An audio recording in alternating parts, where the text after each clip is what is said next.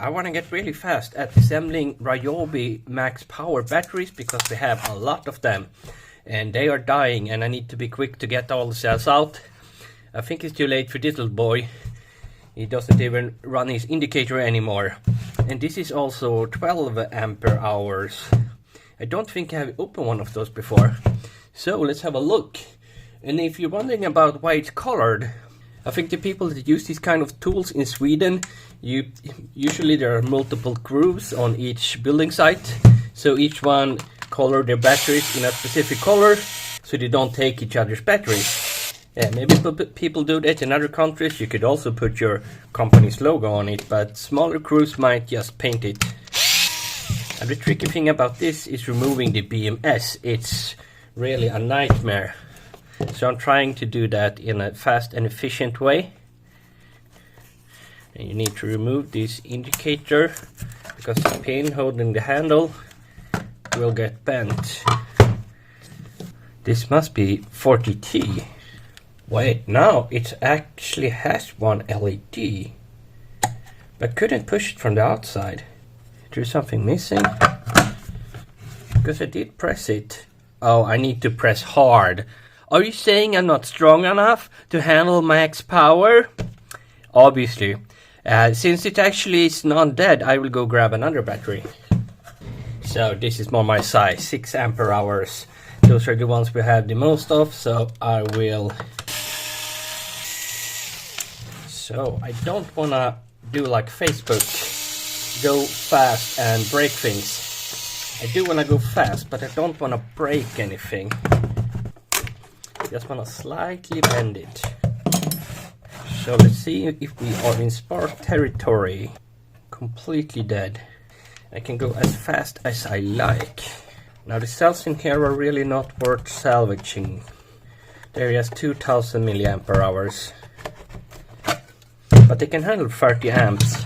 And I am mostly in here for the holder so we can build new batteries if we think Ryobi's BMS will handle that. I've taken apart a couple so I know where all the connectors are. And you can see on the underside here. And there are 4 smaller ones that I will try and cut. And there are 3 larger ones that I will solder. I think this is the best way because you cannot cut all and you cannot solder all. So let's start over here. 1. And you can't really reach that, so you need to solder it. And there are 4 connectors, but this one is fairly easy to cut. So I'll try and do that. But they're very close apart, so it's easy to short circuit them. So I usually start over here. You can get your plier in there.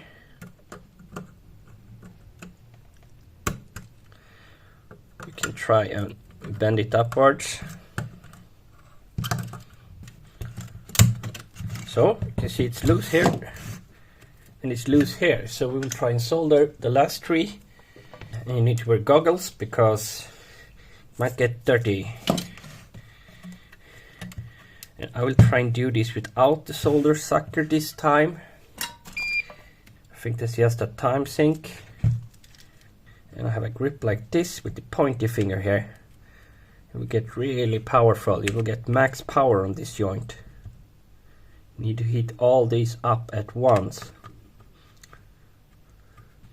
Max power, come on. Yeah! We are through. And doing this with a live battery is a lot scarier because everything is so close to each other. There we go. Now it's just 1 left. Let's go for the last one, battery negative. This is my 4th attempt and I'm not ready to do it on a live battery. But most are very low voltage, so I have a lot of practice material.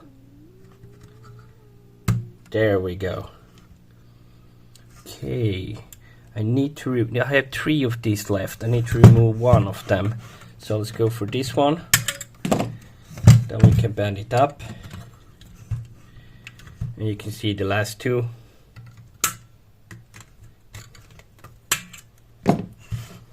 And I missed one. I always miss one. but that one was also a bendy one. And you also need to be very careful because these are different polarity. So you're still not done. There are 4 additional small screws.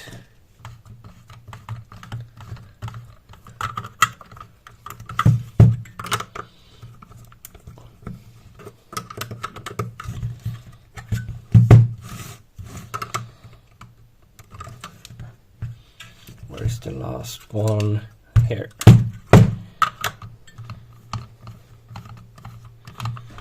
So now you have 2 separate packs, and it's only thing left is to tear off the nickel, and that is fairly easy on this. Almost Sanyo.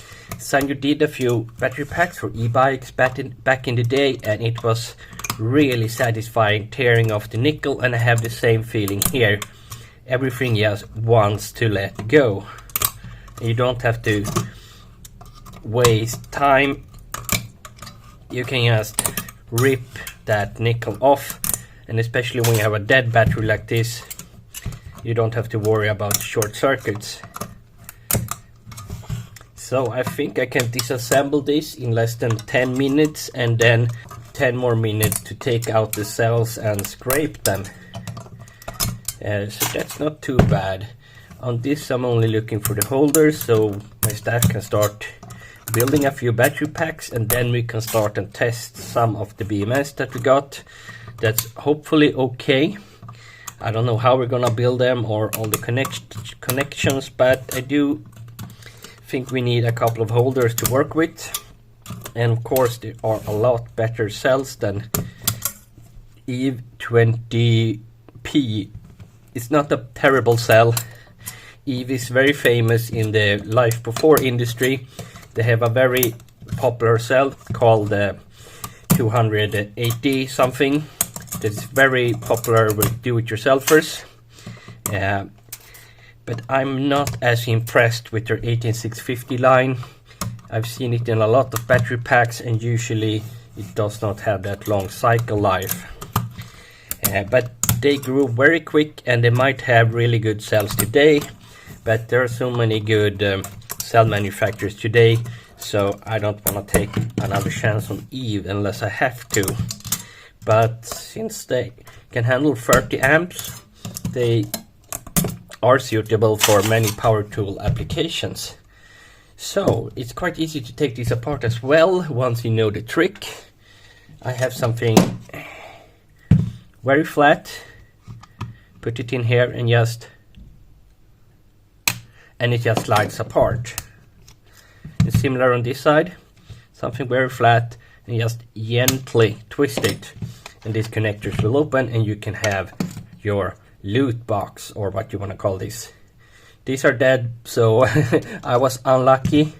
Wait, what am I seeing? These holders look to be for 21700 cells. Look at the space between there. But there is something in the bottom preventing me. Look! I can fit that except for in the very end. These are also taller, so I don't think that would work. But interesting design. Yeah, but they're too tall anyway, so that wouldn't work. But interesting find. So good luck out there with your Ryobi batteries.